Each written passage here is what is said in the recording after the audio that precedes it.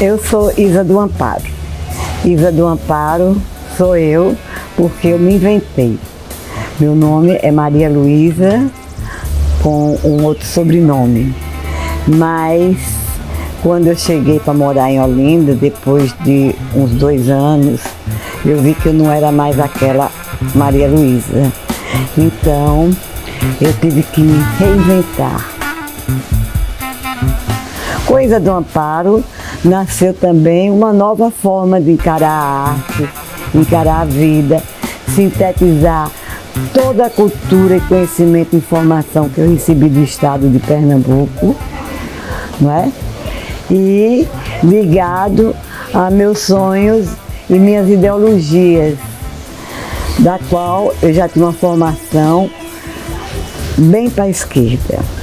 O primeiro passo foi me identificar com um dos grandes mestres, o maior mestre que eu acho que teve em Pernambuco, foi Vitalino. E por que ele se tornou um mestre? Porque ele criou, não é, um objeto, uma forma de barro que retratou a eles próprios e que representou-se e representou toda a alma da região dele. E mais, ele ficou com tanto sucesso que as pessoas começaram a criar em cima do que ele criou. Esse é um mestre.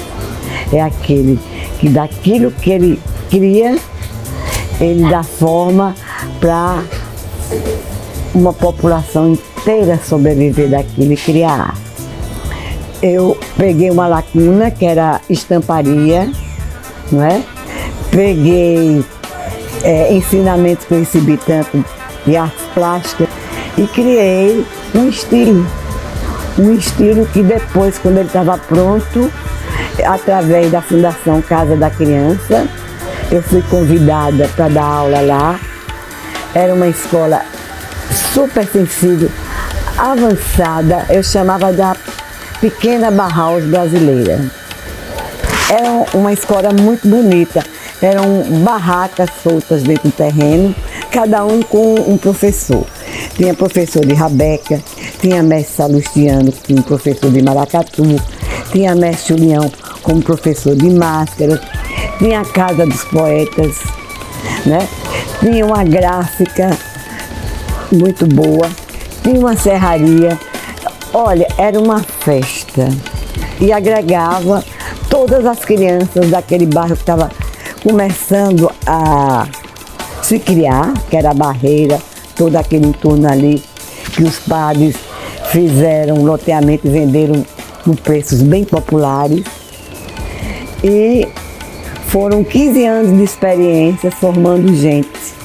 Hoje tem pessoas aí, nem todos continuaram, mas enquanto puderam, não acharam onde era seu próprio caminho, né, persistiram em fazer utilitários, em pintar, e até hoje eu sou visitada. Venho aqui reaprender o que é que eu estou fazendo de novo, qual é a novidade, o que é que eu inventei, né? Mas pela minha experiência aqui, ela é uma cidade que as pessoas vêm para aqui aprender, ou música, ou até ser gente, vem para aprender. Eu já estava fundada aqui no ateliê, então comecei junto de fazer artes plásticas, de fazer quadros, de alcançar um nível de salões, de tudo. Eu não deixei o que eu notei aqui, era o turismo, um turismo diversificado, mas que todo mundo queria levar uma coisa de Olinda ou comprar uma coisa. Eu tenho uma casa na beira da rua, de janelas, né, que eu posso chamar o comprador.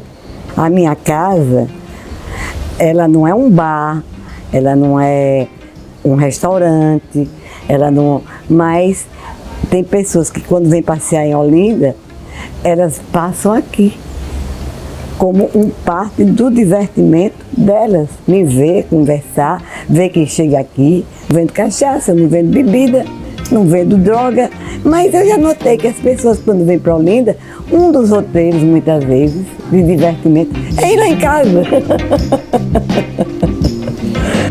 Olinda estava passando por uma efervescência cultural muito grande, né?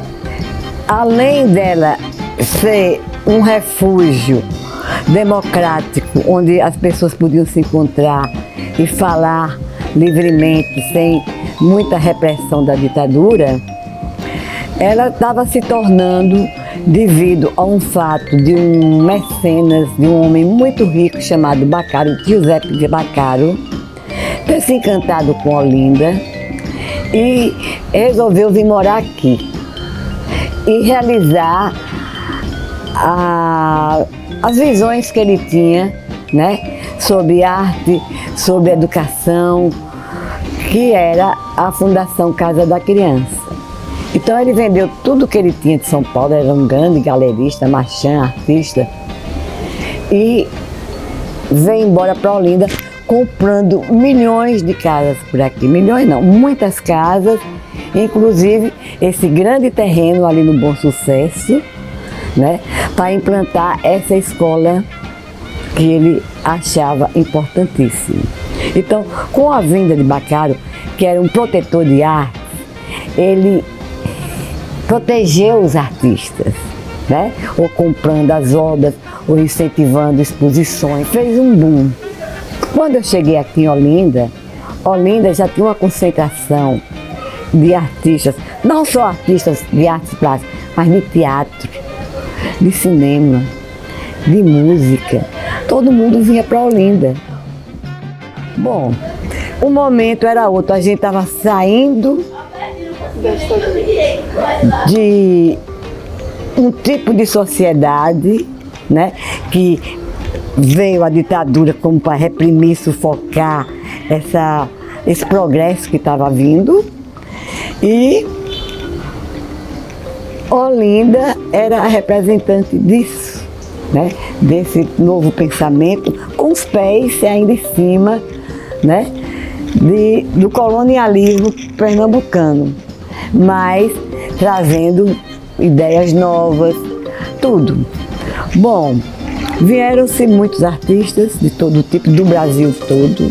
Era uma festa essa Olinda, era uma grande festa, sabe? Milhões de galerias, ela ficou uma cidade parecendo rica, porque Olinda é muito pobre, não de cultura, mas economicamente ela é pobre demais, coitadinha, é muito pobre. E foi nesse momento que eu vim para cá, né? Eu concebo hoje Olinda como uma universidade natural. Além de Olinda oferecer, né, essa facilidade de você estar num conjunto de pessoas, né, com o mesmo pensamento, nunca iam fazer um edifício aqui, nunca iam fazer um viaduto ali, nada disso. Certo, mas sabe, o ritmo de mudança de arquitetura ou de edificação é muito lento.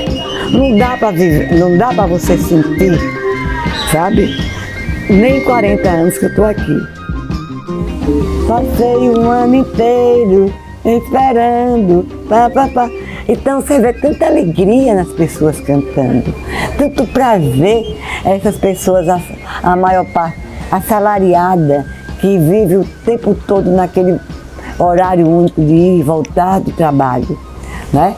Ter esses 3 dias de não fazer nada, subir, descer ladeira, ver gente, se encontrar, dançar, é o alimento para o ano todo. Eu nunca tive dinheiro em abundância. Eu sou rica de ter uma infraestrutura, de ter criatividade, de saber resolver os perrengues, né, de uma maneira criativa, de outro jeito. Eu me chamo de contracultura. Na cultura não dá, então eu vou fazer contracultura. Porque eu misturava tudo. Eu dava aula para gente muito granfina e gente de rua, tudo misturado. Na hora do cafezinho e do lanche, estava tudo junto, convivendo. Porque as pessoas são iguais. Elas marcam a diferença delas pela roupa, pelo status, pelo nome. Não é. Même moi jeune un petit ballon qui dit moi comme ça. Eu sou Catarina, nasci praticamente aqui em Olinda, vim com 2 anos para cá, minha mãe já estava vindo da Bahia e fui criada aqui. Eu digo que foi minha grande universidade, foi minha vivência em Olinda, né, nos anos 70 para 80. Então era um momento de muita ebulição aqui na cidade, eram movimentos artísticos, muita gente vindo de várias partes do mundo e do Brasil, convergindo. Uma cidade muito cultural por si só, então essa rua ela era um mosaico incrível. Aqui na frente tinha a Mulher do Dia, já teve sede do Elefante, então a gente convivia com o pessoal que fazia o carnaval, fazia as festividades da cidade. E eu me criei nisso. Meus pais tinham formação de arquitetura, mas descambaram para as artes plásticas e passei a vida vendo essa casa se modificar. De uma casa, de certa forma, convencional, né? Muita parte dela, toda ela foi criada a partir da imaginação e criatividade dos meus pais, mas também vi ela se transformar numa loja, né? E aos poucos eu fui me integrando à produção da minha mãe, ajudava ela nas encomendas dela, então comecei a trabalhar aos 13 anos, ajudando mamãe na estamparia e pintura em tecido, e fui criando minha própria produção, aprender com minha mãe a ser criativa, não só na questão da expressão artística, mas no fluir da vida, como a gente usa essa criatividade para lidar com tudo. É um ponto de vista, é uma fluência, é a nossa marca registrada, eu acho. Sempre tive uma paixão por música, tive sempre um ouvido muito atento. Meu pai tinha uma coleção de vinil e me estimulava muito a ouvir os discos. Eu era muito interessada desde cedo. Aos 14 eu comecei também a colecionar vinis. Aos poucos eu fui produzindo festas, porque eu tinha muita vontade de compartilhar as músicas com as pessoas, causar momentos, sensações. Acho que veio a partir disso aí. Fui juntando nessa trajetória, fui me transformando em Catarina do Amparo, que era a que pintava com a mãe, Catarina Didjá, que era do reggae, da música. Também virei MC Siririca. E hoje eu tô aqui. Há 7 anos eu venho desenvolvendo um trabalho que chamou de tipografia. Acabei me tornando meio que uma designer do comportamento, talvez, porque dizem que eu sou uma anteninha que vai captando as coisas e às vezes até capta antes. E fui criando essas bandeirinhas, era uma forma de decorar algumas festas. Eu gostava também de trabalhar com cenografia. Foi uma opção barata e criativa. Nessa minha pegada de pesquisar música, né, e compartilhar, eu acabava criando núcleos em casa mesmo, de trazer amigos, pessoas da cena. Eu também acompanhei a ebulição do movimento Mangue Beat, aquilo me impactou muito, porque eu acho que deu uma sacolejada na questão da gente ter orgulho da nossa cultura popular, da nossa identidade. E aí eu estou nesse processo agora, a coisa está crescendo, os convites são diversos, desde fazer uma colaboração com uma marca, a me envolver com causas que eu acredito. Eu digo que é uma arte viralizante, viral, porque até o que resta dela eu recontextualizo e gosto de deixar meu rastro pela cidade. Eu gosto de usar muito o humor para desconstruir as coisas. Por exemplo, quando eu faço uma bandeirinha, Recife é o maior bairro de Olinda, né? E nessa época de memetização, o ruído que isso causa de uma brincadeira na internet é absurdo. Acompanhei de muito perto essas cenas e esse desenvolvimento. E o Original da Style eu acho que é um pouco isso, sintetiza muito o estilo de vida da gente aqui, né? O pessoal mescla frevo, mescla tanta coisa, né? Foi uma pena essa coisa da perda da cultura do surf, porque movimentavam pequenas grifes locais, né? Tanto de shape quanto de moda. Digo que eu criei um universo mesmo, seja sonoro, seja projetado. É impossível gentrificar Olinda, né? É muito difícil. Então, é difícil a coisa, por exemplo, não é só um turismo que consome a gente, não é o pessoal daqui apenas que consome a gente. A gente tenta fazer talvez um trabalho e receber as pessoas de forma que é muito negligenciada oficialmente. Esse turismo extrativista, bobo, né? Superficial, de vir, aqui é a Rua do Beijo, ali é a casa de fulano, sabe? Isso é muito bobo, então a gente aqui, de certa forma, traz uma percepção para as pessoas que conseguem enxergar, de ver, né? O proceder do quem vive Olinda, quem trabalha nela, quem retrata ela de alguma forma. Então, uma experiência, eu acho que um pouco mais forte. A gente tenta trazer para as pessoas, através desse mergulho aqui, um carinho, uma reverência à cidade, entender que ela é além, né, disso tudo que é massificado. De mostrar nosso quintal, mostrar o outro lado também, né? Além das eiras e beiras, isso tanto falam e repetem.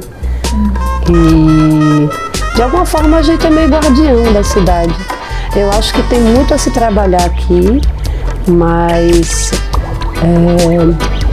é difícil conseguir uma unidade, uma ideia que contemple a todos.